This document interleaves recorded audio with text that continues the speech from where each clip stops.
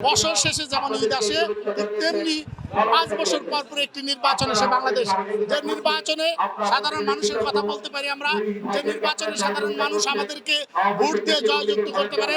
So সেই জায়গাকে feel করে আমি সিদ্দিকুর রহমান আগামী দ্বাদশ জাতীয় সংসদ নির্বাচনে অংশগ্রহণ করার জন্য দুটি আসন থেকে আমি নমিনেশন পেপার উঠিয়েছি। একটি হচ্ছে ঢাকা ১৭, যেটির এলাকা হচ্ছে সংসদের আসন ১৯০ এবং আরেকটি আসন টাঙ্গাইল ১ মধুপুর ধনবাড়ি, যেখানে আমার জন্মস্থান। দুই জায়গা থেকে আমি বাংলাদেশ আওয়ামী লীগ থেকে মনোনয়নের পত্র তুলেছি। আশা করি বাংলাদেশ আওয়ামী লীগ আমাকে মাননীয় প্রধানমন্ত্রীর কমিটমেন্ট হচ্ছে ডিজিটাল বাংলাদেশ থেকে স্মার্ট বাংলাদেশ।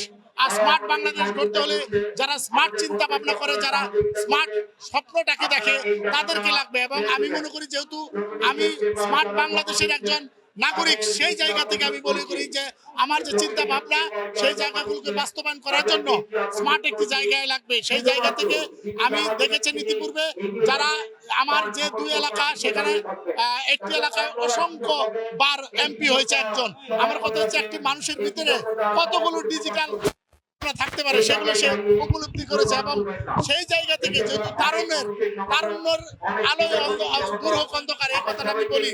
তো আমি মনে করি যে তরুণ হিসেবে সিদ্দিকুর রহমান চায় যে অন্য যে প্রতিদ্বন্দ্বী আছে আমার যে নিজ এলাকায়, তাদের থেকে সিদ্দিকুর রহমান ওখানে সেবক হিসেবে ভালো কাজ করতে পারবে, সেই জন্য সে চিন্তা করে তাকে নমিনেশন দিবে। আমি মনে করি তারকা হিসেবে নয়, আমি কিন্তু ২০১৮ সালে প্রথম নমিনেশন পেপার উঠিয়েছিলাম বাংলাদেশ আওয়ামী লীগ থেকে এবং গত উপনির্বাচনে উঠেছিলাম। এবার তারকারা উঠাচ্ছে আমি দেখতেছি, আমি সোশ্যাল মিডিয়াতে দেখতেছি।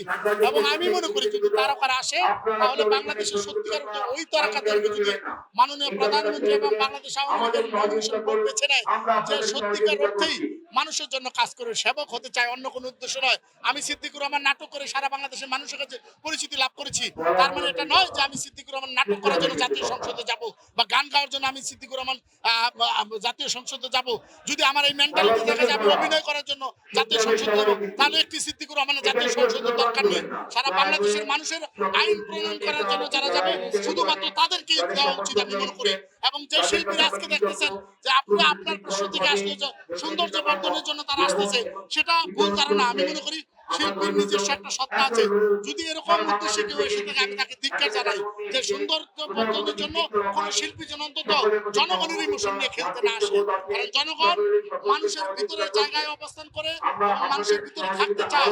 সেই ৩০০ মানুষকে এবার আসবে, এর মধ্যে যদি শিল্পীরা আসে তাহলে আমি ওয়েলকাম জানাবো, যে না আসুক না, আমাদের শিল্পীদের তো দরকার।